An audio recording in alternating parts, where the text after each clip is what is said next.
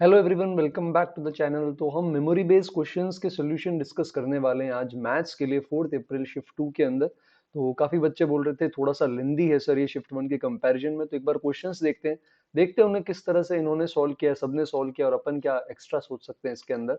तो सबसे पहला क्वेश्चन जो अपन देख सकते हैं यहाँ पर, इसके अंदर 3 नंबर्स एपी में दे रखे हैं।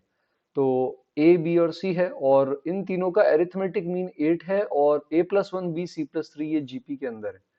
तो अब cube root of geometric mean पूछे। ज्योमेट्रिक मीन क्या होता है? अगर पॉजिटिव नंबर्स है तो ये इनका ज्योमेट्रिक मीन हो जाएगा और इसका क्यूब करेंगे तो वापस एबीसी आ जाएगा। तो ए इंटू बी इंटू सी निकालना है। अब एरिथमेटिक मीन जो होता है ना अपने पास, ये होता है A plus B plus C by 3 जो कि 8 है ना। तो A plus B plus C हो जाएगा आपके पास 24 के बराबर। और ए बी सी एपी के अंदर है तो आप ए प्लस सी को 2 भी लिख सकते हो। तो यहां से बेटा 3b 24 आएगा और b की वैल्यू 8 आ जाएगी। तो 3 नंबर एपी में आप ये ले सकते हो 8 माइनस डी 8 और 8 प्लस डी। आपको इन्हीं का प्रोडक्ट चाहिए, तो अगर डी आ गया तो अपना आंसर आ जाएगा, है ना। और यहाँ पर a+1 बी और c+3 ये जीपी में a+1 करेंगे तो 9 और 9 के साथ माइनस में डी आ जाएगा और b अपना 8 है और c+3 करेंगे अगर अपन तो 11 प्लस डी आ जाएगा। अब बी स्क्वायर बराबर ए सी होता है जीपी के लिए, तो 8 का स्क्वायर बराबर आ जाएगा 9 minus D into 11 plus D. यहाँ से क्वाड्रेटिक आएगी और कोई एक कंडीशन और होनी चाहिए थी क्वेश्चन में, अदरवाइज दो आंसर आएंगे, वन ऑफ द आंसर उसमें से 312 होगा। तो आसान सवाल था। सेकंड क्वेश्चन पर आते हैं। ऐसा फर्स्ट शिफ्ट के अंदर भी आया था, तो वहां पर बस यहाँ अल्फा नहीं था, इंटीग्रल पूछा था। तो माइनस ए से ए है, क्या करते हैं अपन माइनस ए से ए के इंटीग्रल में, जीरो से ए। सबसे पहले तो आता है अपने पास एफ ऑफ एक्स, तो ये हो जाएगा अपना F of x plus F of में आ जाएगा हमारे पास माइनस एक्स। तो कॉस में माइनस एक्स से फर्क नहीं पड़ेगा, इवन फंक्शन है। नीचे आ जाएगा 1+3 की पावर माइनस एक्स। तो अगर आप कॉस अल्फा एक्स लेकर एलसीएम लेंगे बेटा, तो 1+3 की पावर एक्स ऊपर भी आ जाएगा नीचे भी आ जाएगा। तो आपके पास सिर्फ इतना बचेगा 0 से 1 कॉस अल्फा एक्स का इंटीग्रेशन। तो ये बन जाएगा अपने पास sine alpha x upon alpha. Limit लगा देंगे तो ये आ जाएगा साइन अल्फा बाई अल्फा बराबर 2/पाई। तो आंसर आ जाएगा पाई/2। तो पहले दोनों क्वेश्चन बहुत ही सिंपल। थर्ड क्वेश्चन पर आते हैं। थर्ड क्वेश्चन भी अपने पास डायरेक्टली एनसीईआरटी से ही उठ के आया हुआ है।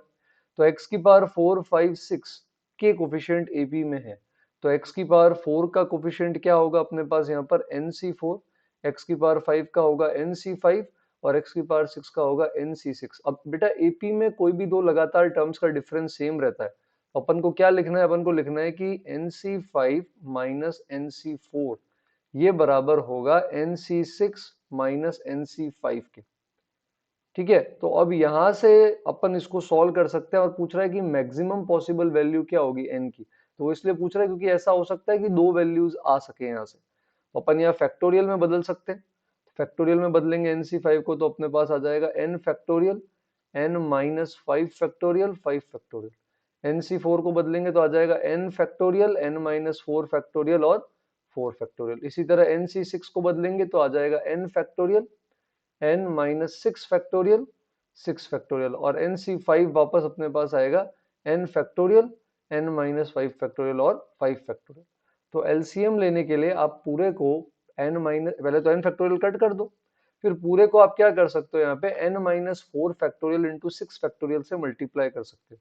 तो पूरे को जब आप n माइनस 4 फैक्टोरियल 6 फैक्टोरियल से यहाँ पे मल्टीप्लाई करोगे तो ये बन जाएगा n माइनस 4 इंटू 6, माइनस के अंदर इसको जब करोगे तो ये बन जाएगा 5 इंटू 6 और राइट साइड के अंदर यहाँ पे करोगे n माइनस 4 फैक्टोरियल 6 फैक्टोरियल से तो ये बनेगा n माइनस 4 n माइनस 5 के बराबर।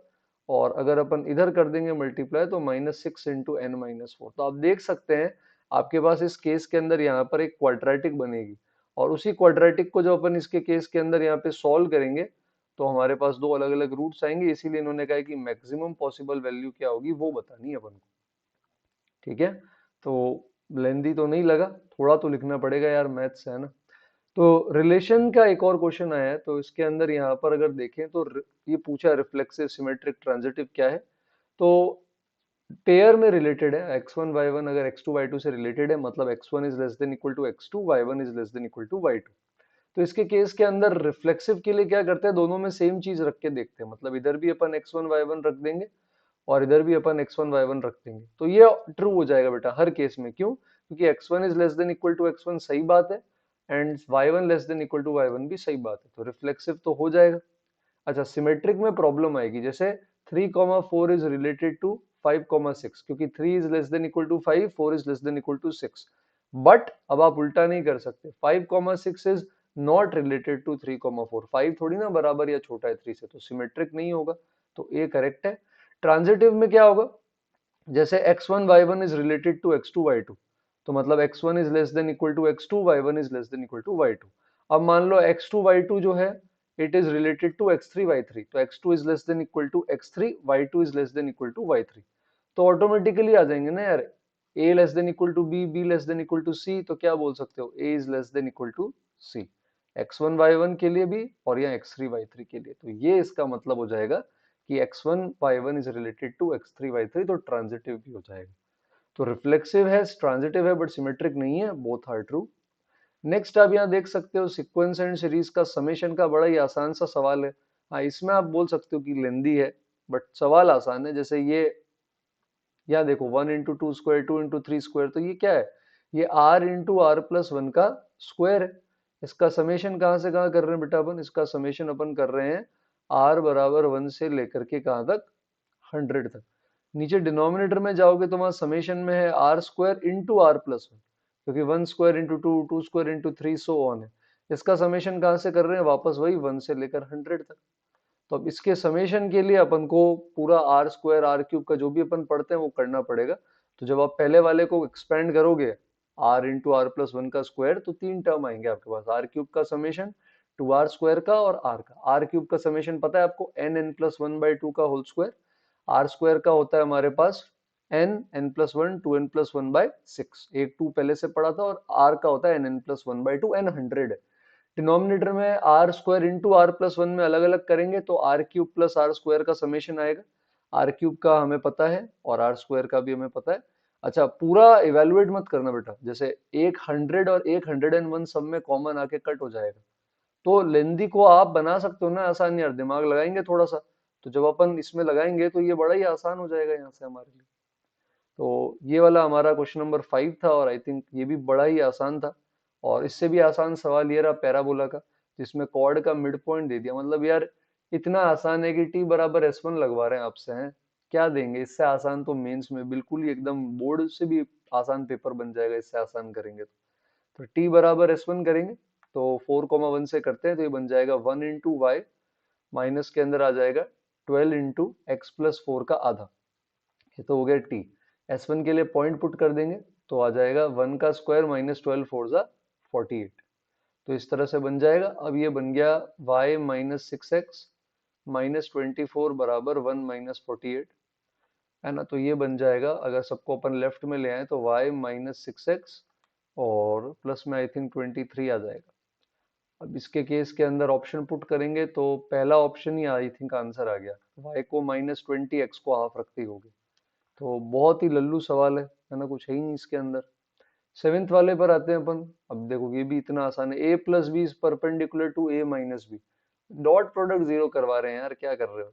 हाँ, ऐसा लग रहा है सारे ही कर लेंगे अपन इस तरह से आसान आसान, तो इनको ऐड करते हैं, two i cap three i cap क्या होगा, फाइव आई कैप, फिर lambda minus two j cap और माइनस में टू के कैप। सब्ट्रैक्ट कर लेते हैं बेटा, अब ए माइनस बी तो आ जाएगा minus A cap lambda plus two j cap और माइनस का फोर के कैप। अब इसके अंदर अपन डॉट ले लेंगे, तो डॉट लेने पे क्या आ जाएगा अपने पास, इसके केस के अंदर यहाँ आ जाएगा minus five lambda square minus four और प्लस में एट, ये आ रहा है जीरो। एक सेकेंड, कुछ गलती तो नहीं करी, आंसर मैच नहीं कर रहा है। ए प्लस बी अपन ने लिखा था वो सही है, ए माइनस बी में अपन ने सब्ट्रैक्शन किया था, ये भी सही लग रहा है। डॉट में कुछ गड़बड़, डॉट भी सही लग रहा है, डेटा सही है क्या इनका। ए प्लस बी अपन देख लेते हैं, मैच कर रहे हैं, बराबर है। ए माइनस बी जो ले रहे हैं वो भी बराबर है। सी डॉट डी जीरो करना है ना, तो जीरो डॉट तो जीरो करना ही पड़ेगा अपन को क्योंकि परपेंडिकुलर है। तो यहाँ से डॉट किया है तो इन्होंने लिखा है माइनस फाइव, फिर लेमडा स्क्वायर माइनस फोर। अच्छा ये देखो, ये minus two into minus four कर नहीं रहे, गलत, ये प्लस एट होगा। खैर बेसिक आइडिया ये है कि यार वेक्टर का एक सिंपल डॉट प्रोडक्ट का क्वेश्चन था, और ये होना चाहिए था। नेक्स्ट आईटीएफ का सवाल है। अब देखो, अगर आपने ईमानदारी से आईटीएफ के पीवाईक्यू लगाए थे तो आपको ये क्वेश्चन ऑलरेडी मिल चुका था, ऑलरेडी ये क्वेश्चन आ चुका है यार, बस ये साइन इनवर्स वाई देकर आपको डरा रहे हैं। ये ऑलरेडी क्वेश्चन पीवाईक्यू में आ चुका है, मतलब थोड़ा डेटा तो चेंज कर लो यार, थोड़ी तो शर्म। नहीं नहीं बची आजकल शर्म।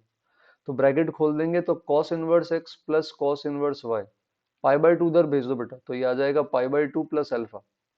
अब कुछ नहीं करना है, कॉस लेना है दोनों तरफ, कॉस लेना आता है ना आपको, तो इधर लग जाएगा कॉस ए प्लस बी और उधर लग जाएगा कॉस 90 प्लस थीटा। अब कॉस 90 प्लस थीटा होता है माइनस साइन थीटा, और cos A plus cos B क्या होगा, कॉस ए प्लस बी क्या होगा, कॉस ए कॉस बी, तो ये आ जाएगा एक्स इंटू वाई।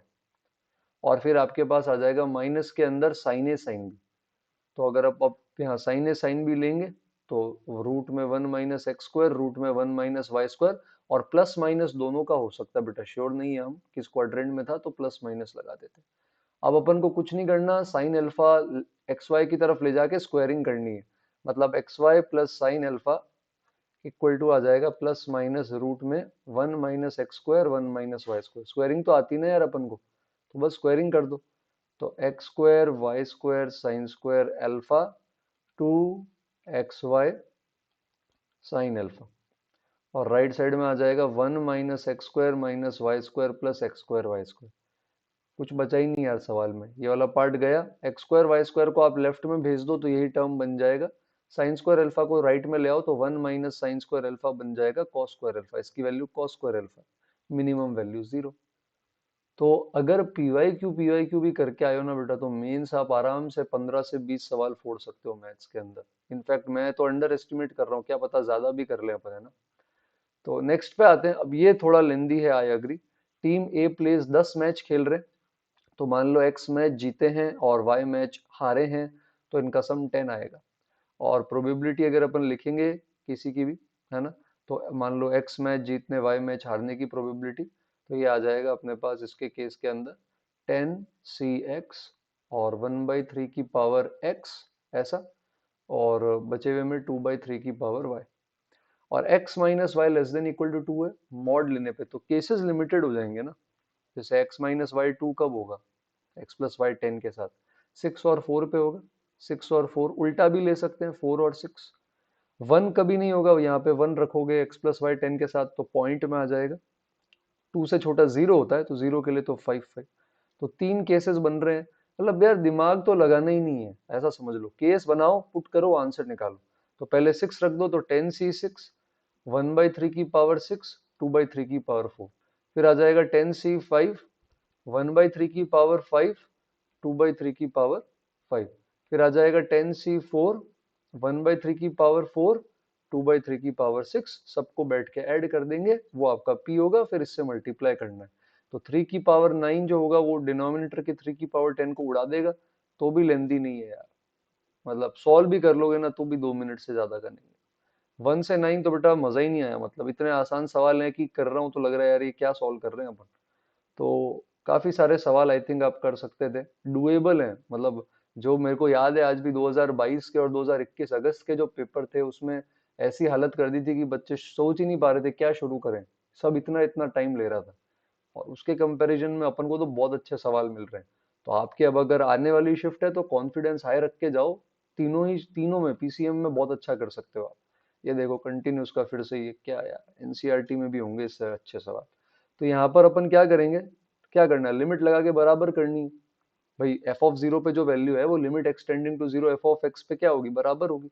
तो ऊपर 9 की पावर एक्स कॉमन ले लेंगे, फैक्टर होते ही दिख रहे हैं यार, 9 8 जा 72, -1 यहाँ भी कॉमन ले लो, ये तो हो गया ऐसा। और जो नीचे वाला पार्ट है, ऊपर तो हो गया फैक्टराइजेशन, नीचे वाले पार्ट को बेटा करेंगे रैशनलाइज। रैशनलाइजेशन आपको आता है ना, किससे करोगे आप करोगे √2 प्लस √1 प्लस कॉसेक्स से, इधर भी मल्टीप्लाई, और √2 प्लस √1 प्लस कॉसेक्स से ऊपर भी मल्टीप्लाई। नीचे ए स्क्वायर माइनस बी स्क्वायर आएगा, तो 2 में से 1 प्लस कॉसेक्स हटेगा तो 1 माइनस कॉसेक्स बचेगा। अब सिंपल हो गया, एक एक्स इसको दे दो, एक एक्स इसको दे दो, और एक्स स्क्वायर इसको दे दो। अब जीरो डालोगे तो ये ln 9, ये ln 8, यहाँ जीरो डालोगे तो √2 प्लस √2 2√2, और ये स्टैंडर्ड लिमिट हाफ, और इसके बराबर कर दो। log 9 को आप लिख देना 2 log 3, log 8 को लिख देना आप 3 log 2, जो भी कचरा बचेगा वो सब a बन जाएगा। तो मतलब ओरली करने वाले सवाल है ये 1 से 10। अगर पेपर दिया होता मैंने, या अगर आपने कॉन्फिडेंस के साथ तैयारी के साथ, तो आपको भी मजा आ जाता। तो हाइपरबोला है, स्टैंडर्ड है। C1 is a circle touching hyperbola having centre at origin and C2 is circle centred at 4।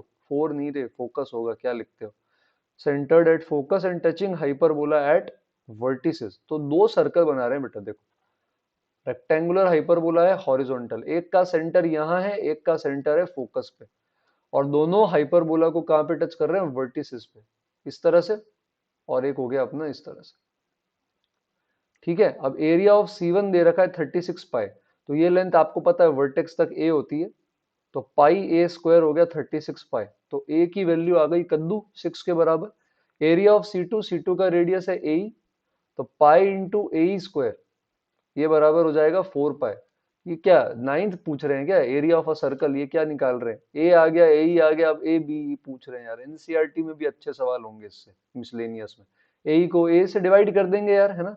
2/6, eccentricity आ गई 1/3, जो कि बराबर होती है रूट में 1 माइनस बी स्क्वायर अपॉन ए स्क्वायर। तो अब आई थिंक अब तो कुछ बचा नहीं है क्वेश्चन के अंदर खास। B square I think, b square a square आप निकाल सकते हो। तो मजेदार तो था नहीं सवाल। इन्होंने कैसे किया है, रेडियस आ गया, और उसके बाद क्या किया, ए बराबर 8 कैसे आएगी इनकी, मैंने क्वेश्चन गलत पढ़ा है क्या, यहाँ पे ये 6 था, ठीक है। अच्छा ए कोऑर्डिनेट है, ओके। तो ये अब ऐसे ही होते हैं सवाल, गलत है ना। तो यहाँ ए 2 नहीं होगा, सेंटर इधर ए पे था ना, तो ये डिस्टेंस 2 है, तो ए माइनस A2 होगा। तो अच्छा हुआ देख लिया, वरना गलत चीज बता देता। तो ए माइनस ए हो जाएगा 2 के बराबर, ए मतलब ये पूरी लेंथ है, और ए ये अपन हटा देंगे, तो इतना रेडियस 2। तो खैर यहाँ पे 6 रख देंगे, तो ए की वैल्यू आ जाएगी अपने पास 8 के बराबर, और ए आ गया 6। तभी मैं एलिप्स का फॉर्मूला लगा रहा था, एसेंट्रिसिटी मेरी 1 से छोटी आ गई थी। तो 1 plus b square by a square, divide करेंगे 8/6, तो 4/3 एसेंट्रिसिटी होगी। अब यहाँ से बी स्क्वायर निकाल सकते हैं, तो आसान था। बस अलर्ट रह के कॉन्फिडेंस के साथ करने सवाल यार, है ना, बाकी तो कुछ है नहीं खास। तो अगला एक लेंदी सवाल है। जब भी आपको बता रखा है कि मैट्रिक्स के अंदर बड़ी बड़ी पावर होती है, तो पैटर्न बनाना होता है, यही फंडा है, कुछ मैजिक नहीं होता। और 2x2 के एडजॉइंट की अपने पास ट्रिक होती है, ये दोनों इंटरचेंज हो जाते हैं प्रिंसिपल डायगोनल पे, 1 1 इंटरचेंज करोगे तो 1 1 ही रहेगा, और बाकी जो दोनों होते हैं इनका साइन चेंज हो जाता है, तो -2 जीरो का -2 जीरो यही रहेगा, तो ये एडजॉइंट डायरेक्टली आ जाता है। तो इन्होंने आपको सिंपल सी मैट्रिक्स दी।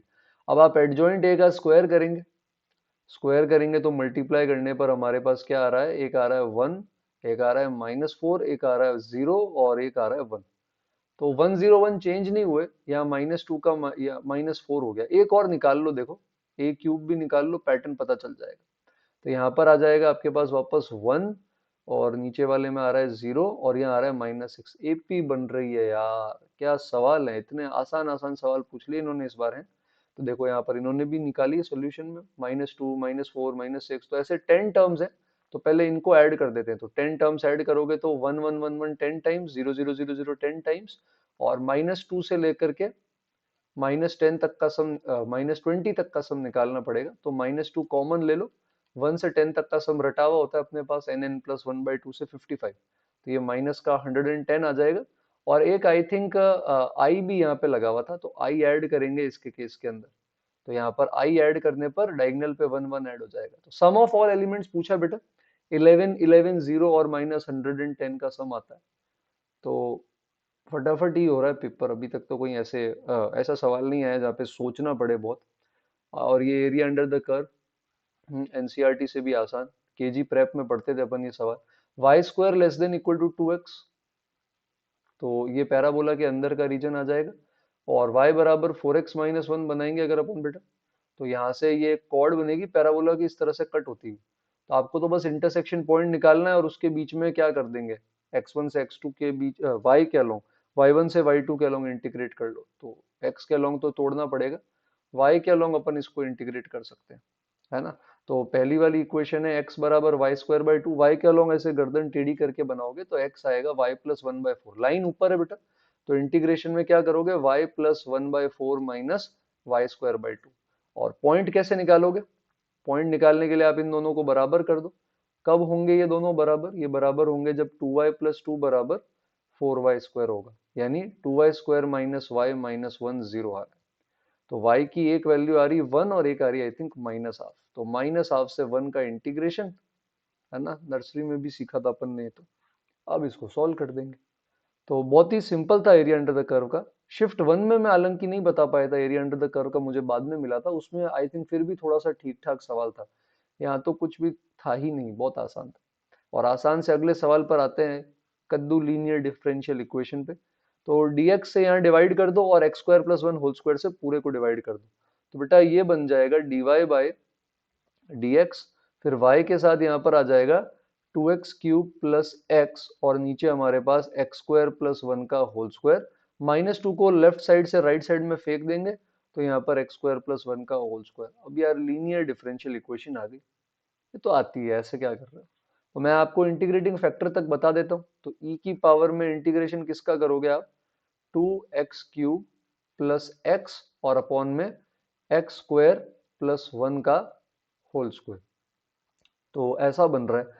अब नीचे वाले का डिफरेंशिएशन बना सकते हैं क्या ऊपर अपन, x की पावर 4, इसको खोलना तो x की पावर 4 2x² प्लस 1 ऐसा है, और ऊपर 2x³ प्लस x है। डिफरेंशिएट कर रहे हैं तो 4x³ प्लस 4x आ रहा है, यहाँ पे 2x³ प्लस x चाहिए। अच्छा कुछ ऐसा सोच लो, कुछ ऊपर नीचे अगर अपन मल्टीप्लाई डिवाइड करके बना सके तो वो भी हमारे लिए आसान हो जाएगा। तो और क्या कर सकते हैं अपन, x² या x या कुछ अगर कॉमन ले लें, जैसे x की पावर 4, 4 पे तो नहीं बनेगा आई थिंक।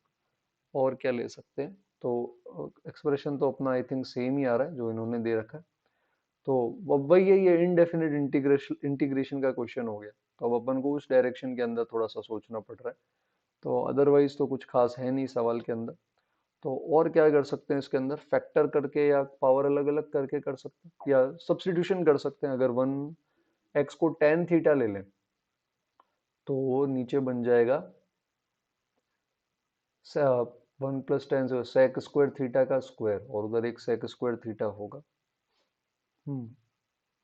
ये भी कर सकते हैं अपन, अगर x को tan थीटा ले लें तो भी अपने पास हो सकता है। तो 2 tan cube plus tan theta upon 1 plus tan square theta आ जाएगा।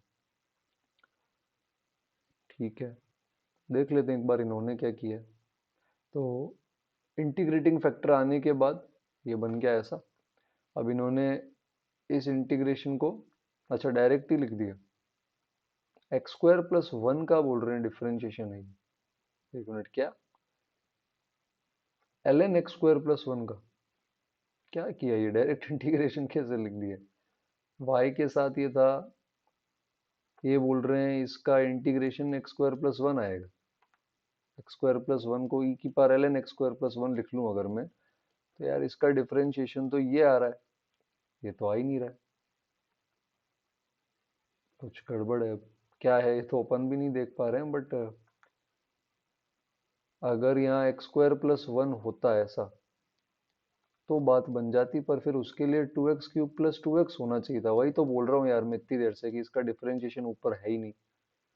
ये तो कुछ गड़बड़ लग रहा है स्टेप मेरे को। x² अगर ये टर्म होता बेटा तो फिर इसका इंटीग्रेशन अपन सोच सकते थे, क्योंकि इसके केस के अंदर क्या होता है, 2x कॉमन लोगे तो x² प्लस 1 ऊपर नीचे कट जाएगा, और फिर ये इसी का इंटीग्रेशन ln x² प्लस 1 है जो e से हट जाएगा, और फिर आप इसको भी निकाल सकते थे।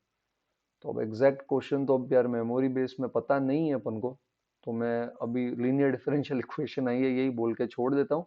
तो अगर आप में से किसी की शिफ्ट का पेपर था तो यार मेरे को कमेंट्स में बताओ कि इंटीग्रल ये वाला था या 2x वाला था, तभी थोड़ा सा पता चल पाएगा अपन को, क्योंकि मेमोरी बेस में तो नहीं पता लग रहा। नेक्स्ट 15th पे आते हैं। अब दिख रहा है यार 0/0, क्या कर रहे हो ऐसे, नीचे भी जीरो, ऊपर जीरो रखोगे तो बेटा 0 से 0 का इंटीग्रेशन 0 होता है। तो ऊपर नीचे LH रूल लगा दो, नीचे 3x², ऊपर न्यूटन लेबनिट्ज रूल से इंटीग्रेशन का डिफरेंशिएशन। तो ये बन जाएगा x plus sign 1 minus e की पावर x। फिर से 0 पे 0 आ रहा है तो फिर डिफरेंशिएट कर दो यार, तो ये बन जाएगा 1 प्लस माइनस ई की power x cos 1 minus e की पावर x, और नीचे आ जाएगा 6x। अरे भाई फिर से 0/0 कितने बनवाओगे यार, फिर से 0/0 बन रहा है, फिर डिफरेंशिएट कर दो, 1 गया, ई की पावर एक्स का किया पहले, है ना, और फिर कॉस का करेंगे, माइनस ई की power x as it is है, कॉस का करेंगे तो आएगा माइनस साइन 1 माइनस ई की पावर एक्स, और अंदर से एक और माइनस ई की पावर एक्स बाहर आ जाएगा, नीचे 6।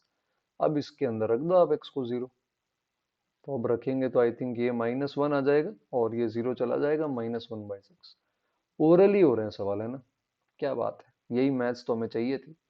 अच्छा 17, ये 16 वापस वही आ गया जो अपन ने क्वेश्चन नंबर 1 किया था, तो इन्होंने यहाँ बोल रखा है इंक्रीजिंग एपी है, तो डी पॉजिटिव आएगा जो क्वेश्चन 1 किया था उसमें। तो ये तो ठीक है। 17th के अंदर भी यहाँ पे थोड़ा सा डिस्प्यूटेड है, मैंने इनके सॉल्यूशन में डायग्राम देखा है, तो इन्होंने ये जो कॉर्ड है ये डायरेक्टली सेंटर से पास करवा दी, अब क्यों किया है ऐसा ये तो पता नहीं, तो फिलहाल डायग्राम बना देता हूँ। तो रेडियस √10 है, x प्लस वाई बराबर 4 is a line cutting the circle eight P and Q. अब क्यों इन्होंने इसको सेंटर से पास कराया ये तो नहीं पता, बट कोऑर्डिनेट पढ़ाते वक्त भी मैंने बोला था, अभी जो एडवांस की प्लेलिस्ट चल रही है तैयारी की, 100 days of JEE advance, description में लिंक है, नए हैं तो आप देखें, सब्सक्राइब करें और उसको फॉलो करें, बहुत अच्छी हो जाएगी आपकी भी मैथ्स एडवांस के लिए।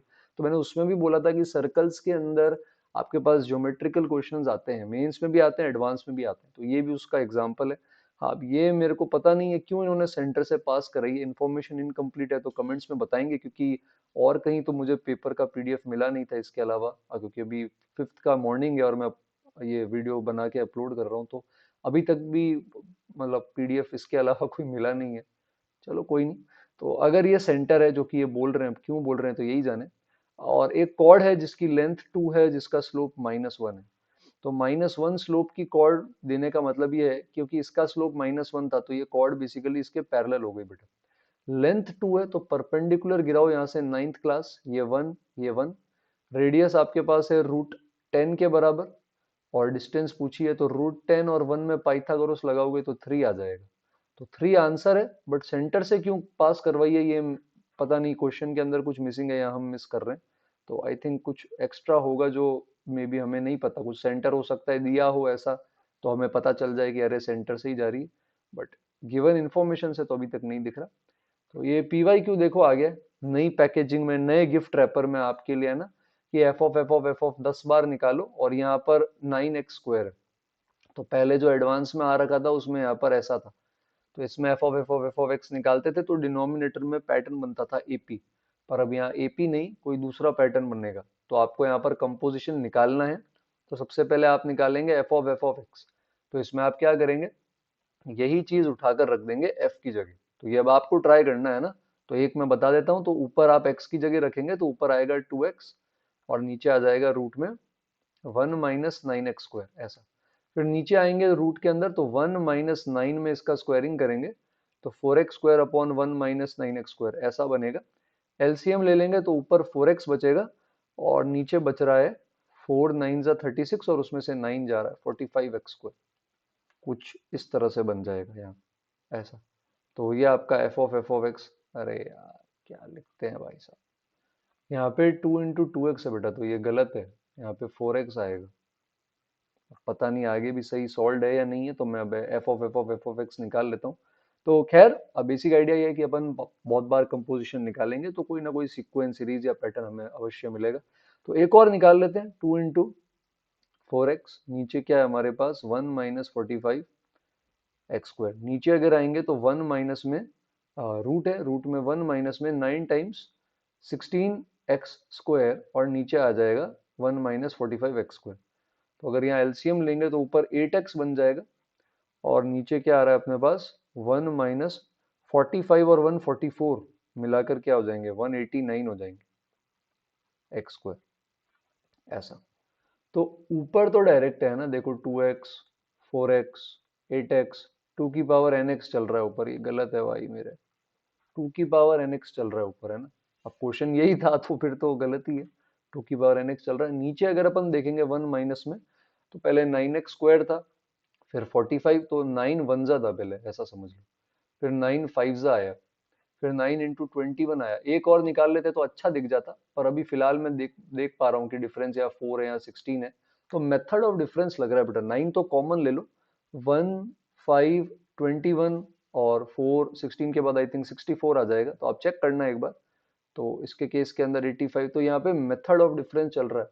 तो जब भी first method of difference GP में होता है तो इसकी शॉर्ट ट्रिक बता रखी है आपको, है ना। तो अपन ने चैनल पे डिस्कस भी करी थी। शॉर्ट ट्रिक कैसे होती है, आप इसको लिख सकते हो a इंटू कॉमन रेशियो की पावर n प्लस बी। अब ए बी निकालने के लिए पहले आप n को रख दो 1, तो 4a प्लस बी आ जाएगा 1। फिर n को आप 2 रख दो तो 16a प्लस बी आ जाएगा 5। सब्ट्रैक्शन कर लेंगे बेटा तो a 1/3 आ जाएगा और b माइनस का 1/3 आ जाएगा। तो आपका जो जनरल टर्म है ये बन जाएगा 4 की पावर n माइनस 1 अपॉन 3, और बाहर इंटू में एक 9 ऑलरेडी है, तो 3 टाइम्स 4 की पावर n माइनस 1, ये बन जाएगा जनरल टर्म। तो आपको 10th चाहिए तो आप इसमें 10 पटक देना तो ये आ जाएगा। तो इन्होंने गलत करके भी सही आंसर निकाल लिया है डिनोमिनेटर में, ऊपर ये होल दो अलग होगा। तो खैर अल्फा ही चाहिए था। अब ये यहाँ 2x क्यों है ये तो यही बता सकते हैं। यहाँ 2x दे के इधर भी 2x दे दिया, तो मेरे हिसाब से सही नहीं है। तो कंपोजिशन में पैटर्न बनता है, हमें ध्यान रखना है। और ये पीएनसी का क्वेश्चन है एनसीईआरटी लेवल। 4 मेन है ग्रुप ए में, 5 वुमेन है। ग्रुप बी के अंदर 5 मेन है, 4 वुमेन है। 4 जने सेलेक्ट करने, है ना। If 4 people are selected from each group, find number of ways to select 4 men 4 women। क्या लिख रहे हैं यार। तो 4 पीपल सेलेक्ट करने, अपन इतना ही मान लेते हैं ना, उसी के इन्होंने ये केसेस बनाए। तो 4 जने कैसे सेलेक्ट करोगे आप, 4 मेन 5 वुमेन, 5 मेन 4 वुमेन के अंदर से। तो इसके अंदर क्या कर सकते हैं, अच्छा, और ओवरऑल 4 मेन चाहिए। अच्छा, ये भी पीवाईक्यू है यार। वो एक क्वेश्चन याद होगा आपको, एडवांस में आया था पहले, कि एक मैन है एक्स, एक लेडी है वाई। तो उनके इतने लेडी फ्रेंड्स, इतने मेन फ्रेंड्स हैं, मेन के भी इतने लेडी फ्रेंड्स, इतने मेन है, तो टोटल 6 फ्रेंड लेने, 3 लेडी 3 मेन। तो ये वही है, बस 4 में बना दिया। तो अगर आपको क्लिक हो गया पीवाईक्यू से कि अरे सर ये तो कर रखा है, तो फिर आपको पेपर में ही मजा आ गया होगा। पर पेपर में थोड़ा शांत रहा करो, है ना। पेपर अच्छा हो रहा है तो भी, खराब हो रहा है तो भी, है ना। तो वरना क्या, जल्दीबाजी में एक्साइटमेंट में गलतियां हो जाती। तो अब यहाँ पे अपन को 4 मेन 4 वुमेन चाहिए। तो क्या केस हो सकते हैं कि यहाँ से एक भी मेन मत लो, चारों वुमेन ले लो, और यहाँ से 4 मेन ले लो, एक भी वुमेन मत लो। ये पहला केस जो इन्होंने लिखा है। तो इसको अपन यहाँ पे कैसे लिख सकते हैं, 4c0 into 5c4 into 5c4 into 4c0। Calculation में ये टाइम खाएगा बेटा। नेक्स्ट अपने पास यहाँ पर लेंगे तो ए और बी जो है उससे क्या ले सकते हैं, इधर इसका एक मैन, इसकी 3 वुमेन ले लेते हैं, और बी के लिए 3 मैन और 1 वुमेन ले लेते हैं। तो अब यहाँ पर इसके केस में आ जाएगा 4c1 into 5c3 into 5c3 into 4c1, वही इन्होंने भी किया। ऐसे ही 2 2 2 2 वाले केस हो जाएंगे, 3 1 1 3 वाले और 4 0 0 4 वाले। तो अगेन पीवाईक्यू से इंस्पायर्ड था, तो होना चाहिए था हमसे। नेक्स्ट तो यार, मतलब आई थिंक फंक्शंस पढ़ाते हैं तब रेंज में, प्रीलिप को बुक से करवाते हैं ये इतने बेसिक सवाल। तो क्या करते हैं बेटा, पहले कभी भी रेंज निकालनी हो, मिनिमम मैक्सिमम, पहले डोमेन निकालो। तो 2 से बड़ा 4 से छोटा, तो क्लोज 2 से क्लोज 4 डोमेन है। सबसे पहले 2 पे वैल्यू निकाल लेते हैं और 4 पे, एंड पॉइंट्स पे वैल्यू निकालते हैं। तो 2 और 4 पे वैल्यू निकाल लो। 2 पे वैल्यू आएगी √2, 4 पे वैल्यू आएगी 3√2, और अगर कहीं डिफरेंशिएशन 0 है तो वहां भी वैल्यू निकालते हैं। तो अब अपन इसका क्या कर लेंगे, इसका डिफरेंशिएशन 0 कर लेंगे। तो डिफरेंशिएशन 0 करने पे 3√x-4 √x-2 के बराबर आ रहा है। तो बेटा स्क्वायरिंग कर लो, तो 9x-36 आ जाएगा x-2 के बराबर। तो यहाँ से 8x बराबर 34 आ रहा है, और x 34/8 जा रहा है। 34/8 बेटा इस इंटरवल में ही नहीं है, तो इस इंटरवल में कहीं डिफरेंशिएशन 0 है ही नहीं। तो मतलब यही आपकी क्रिटिकल पॉइंट है, यही आपकी मैक्सिमम मिनिमम वैल्यू है। तो 3√2 का स्क्वायर 18, और √2 का स्क्वायर तो यार 2 होता है। एक सेकेंड, डिफरेंशिएशन गलत तो नहीं किया। 3/2 √x-2, और अच्छा यहाँ मैंने गलती कर दी, सॉरी, यहाँ 4 - x आएगा। यहाँ 4 - x होगा, तो ये क्या बन जाएगा, ये बन जाएगा 36 माइनस अपने पास 9x, और ये x-2 आ रहा है। तो 38/10, हाँ ये इसके अंदर है, 38/10 आ रहा है। 38/10 इसमें रख देंगे, तो 3 के अंदर रूट में 38/10 में से 2 हटाएंगे तो 18/8 आ रहा है। 38/10 में से 2 हटाया तो 18/10 आ रहा है। तो 18/10, और 4 में से 38/10 हटाएंगे तो 2/10, ऐसा। तो √10 कॉमन ले लेंगे, और ये बन जाएगा अपने पास 3√2, 9 इंटू 2 है ना, तो 9√2 प्लस √2, 10√2, ऐसा कुछ। तो √20 आ रहा है। √20 मैक्सिमम वैल्यू है, क्योंकि 3√2 से भी बड़ी है, √2 मिनिमम, स्क्वायर करके ऐड कर देंगे। तो डायरेक्ट सवाल था और एक क्लास सवाल आज का देखते हैं, क्योंकि अपन को अराउंड 20-22 क्वेश्चन ही मिल पाए हैं। तो कोई बात नहीं, जितने भी मिले वो हमारे लिए अच्छा है, हम देख के कुछ ना कुछ सीखेंगे। तो ये रिडक्शन फॉर्मूला जैसा ही है, जब कोसेक एक्स की पावर एन का इंटीग्रेशन करना होता था तो आई एन और आई एन माइनस टू में रिलेशन निकालते थे। उसी को इन्होंने अप्लाई कर दिया 2-3 बार। तो इसमें करना क्या है बेटा, बाय पार्ट लगाना है। तो कोसेक एक्स की पावर 3 कोसेक एक्स का स्क्वायर, इसको इंटीग्रेट करना है। तो कोसेक का स्क्वायर आपको पता है माइनस कॉट एक्स होता है, तो माइनस कॉट एक्स, उसके साथ में आ जाएगा हमारे पास कोसेक क्यूब एक्स। फिर आगे जाएंगे minus minus plus, integration by parts है, तो कॉट एक्स तो आ गया। कोसेक क्यूब का डिफरेंशिएशन होता है -3 कोसेक स्क्वायर एक्स। फिर कोसेक का खुद का डिफरेंशिएशन आ जाएगा cosec x into cot x, तो कोसेक एक्स और इंटू में आ जाएगा एक कॉट एक्स। तो अब आप इस कॉट स्क्वायर एक्स को क्या लिख सकते हो, आप इस कॉट स्क्वायर एक्स को लिख सकते हो कोसेक स्क्वायर -1। तो ये कन्वर्ट हो जाएगा उसी में, जैसे cosec square into cosec cube को करोगे तो कोसेक एक्स की पावर 5 यही आ जाएगा। तो 3 टाइम्स आई बन गया जहां से शुरू किया था, और -1 से करोगे इसको मल्टीप्लाई तो 3 टाइम्स कोसेक क्यूब एक्स का इंटीग्रेशन अभी भी बचा है ऐसा। तो 3i आप उधर भेज दोगे आई के पास, और फिर जो भी आएगा उससे आप डिवाइड कर दोगे पूरे को। कोसेक एक्स क्यूब के अंदर अब यही चीज आप वापस लगाओगे, कोसेक क्यूब को आप आई मानोगे तो एक कोसेक अलग एक कोसेक स्क्वायर अलग, और इसके अंदर आप वापस बाई पार्ट लगा दोगे। तो पहले आप आई एन और आई एन माइनस टू में भी रिलेशन बना के 2 बार डायरेक्टली लगा सकते हो। इनका हालांकि मुझे लग रहा है कोई तरीका अलग रहा है, तो एक बार इनका तरीका भी देख लेते हैं रिडक्शन के अलावा कैसे करना है। तो इन्होंने भी बाय पार्ट लगाया है यहाँ पे, cosec cube into cosec square लिख के, तो यहाँ पे बाय पार्ट लगा दिया ऐसा। फिर यहाँ पर जो इनके पास कोसेक क्यूब कॉट स्क्वायर, नहीं वही किया बेटा, कोसेक स्क्वायर -1 लिखा। फिर इन्होंने कहा कि अरे ये 3 कोसेक तो वापस आई आ गया, उधर भेज दिया इन्होंने, तो वहां जाके 4i बन गया ये। और फिर कोसेक क्यूब यहाँ पे बचा है, इंटीग्रेशन कोसेक क्यूब एक्स कहाँ गया, यहाँ से यहाँ कैसे आ गई, ये कहाँ गया, कोई नहीं आप कर लेना। तो कोसेक क्यूब एक्स का वापस जो भी इंटीग्रल आएगा उसको यहाँ पुट करके फिर आप 4 से डिवाइड कर लेंगे। तो यहाँ पर लगाया है शायद बाय पार्ट लगाया, कुछ तो किया होगा, हाँ कोसेक क्यूब के अंदर आई थिंक बाय पार्ट लगाया, कोसेक स्क्वायर अलग किया कोसेक अलग किया। इसको पूरा आपको सॉल्व करना बेटा, ये मैं घर के लिए आपके लिए टास्क छोड़ रहा हूँ। ये करके कोसेक इंटू कोसेक स्क्वायर में बाय पार्ट लगा के फिर आप ये वाली वैल्यू रख सकते हैं। तो ये था, कुछ नो डाउट 5-6 सवाल लेंदी लगे, बट जो 20 सवाल अगर हमने देखे उसमें से मोर देन 10 अगर ऐसे हैं कि यार पीवाई क्यू या डायरेक्टली हो रहे हैं, तो मतलब लास्ट शिफ्ट में भी बोला था शिफ्ट वन, हालांकि शिफ्ट वन से थोड़ा सा कंपेरेटिवली लेंदी लगा मुझे, बट आई फील कि 15 to 20 क्वेश्चंस तो आप मॉडरेट पढ़ाई करके भी ला सकते हो। अगर आपने पी और सी बहुत अच्छी करी, मैथ्स ओके ओके, तब भी आप 15 करके मतलब अच्छे अच्छे लेवल पे जा सकते हो। तो खैर 5 अप्रैल है आज, जिनका एग्जाम है उन्हें ऑल द बेस्ट। आज की जो दोनों शिफ्ट होगी वो भी मैं आज इवनिंग और कल सुबह डालूंगा, तो अपन कंसिस्टेंटली 9 अप्रैल तक डिस्कशन करेंगे। और अभी कुछ देर बाद मैं आपका एडवांस की 100 डेज की सीरीज का भी लेक्चर डालने वाला हूँ। तो जिनका मेंस हो गया है वो ज़्यादा टाइम वेस्ट नहीं करें बेटा, एडवांस की तैयारी शुरू कर दें। तो सब्सक्राइब करें, नए हैं तो आपके फ्रेंड्स के साथ शेयर कर सकते हैं जो जेई की तैयारी कर रहे हैं, कमेंट करें आपके व्यूज़, लाइक करें, और जल्दी मिलते हैं अभी अगले वीडियो पे। तब तक के लिए थैंक यू एवरीवन।